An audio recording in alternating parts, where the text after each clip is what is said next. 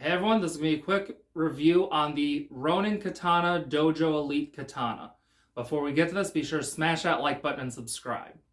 So this sword was sent to me to customize/repair, and I asked the customer if he'd be okay with me reviewing the sword, and he agreed to it.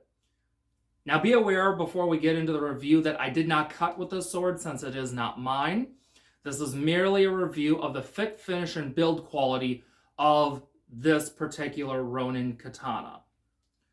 So the first problem this sword had was the saya finish was not very good. It was kind of soft and it had marks in it from the Sagyo. So that tells me that they didn't wait for the finish to cure before they put the Sagyo on. So they rushed that. Also, and more importantly with the saya, this saya does not match the curvature of the blade.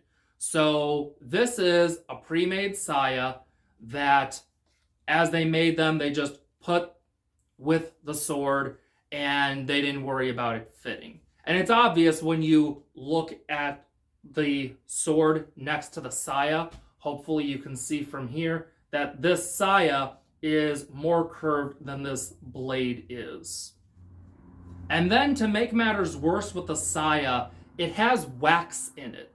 Now I've noticed that this is pretty common with Ronin katana in general. However, this is a $900 sword, so that's a big deal. So overall, for $900, the saya is horrible. So now from there, we'll go to the handle. The handle that it came with was cracked. So again, that's not good. That means ideally, you want to get a new ska, a new handle. For $900, you shouldn't need a new handle right out of the box. Also, the tsuba, which is the guard, was very loose. It had about 1/8 of an inch of play in the edge to spine direction and in the twist direction. So again, not good at all. The samigawa, which is the race skin, was not particularly impressive, but it wasn't horrible either. The skamaki, which is the wrap, was loose. The seppa, which are the little spacers, were also loose. Now we'll get to the blade. For almost $900, the polish wasn't overly impressive. And this blade does use 1045 steel in it, which I don't like. Personally, I don't think 1045 belongs on a sword of this price range at all.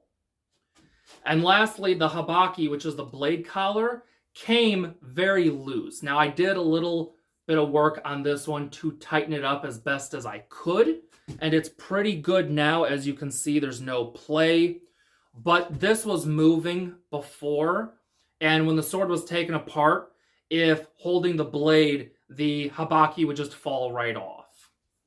Also, on this sword, this isn't a problem, but it's just kind of odd. On the fuchi, which is the handle collar right here, the ferrule, the outside, the emote side, is plain. The decoration is on the ora side, which is the inside. That's backwards of what's typical on swords. Usually the decoration is on the emote side.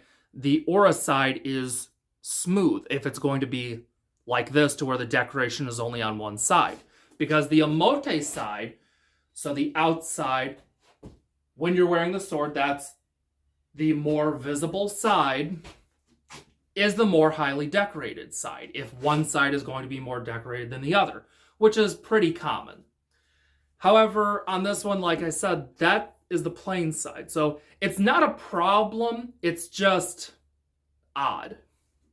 So in conclusion, many of these problems are also available on less expensive swords. However, that's kind of the problem here. This sword costs a lot of money to have this many problems. For $900, this saya should fit the blade. The saya finish should be better. To be fair, that's something that can be fixed. There shouldn't be wax in the saya at all, because there's really no way to fix that. And ideally, you would just get a new saya. But that's rather expensive, and a lot of money has already been put into this sword. Also, the guard should fit better than it did. The handle should not come cracked. And because of this, I cannot recommend these swords at all. For the money, I just don't think it's a good buy. I think your money would be better spent on a sword by another brand, personally. It should be noted that the owner of this sword also owns another Ronin Dojo Elite Katana that doesn't have any of these problems. But with that being said, for almost $900, we both agree that there's better options with a lot less risk involved. So that's pretty much it. Thanks everyone for watching, and I'll see you in the next video.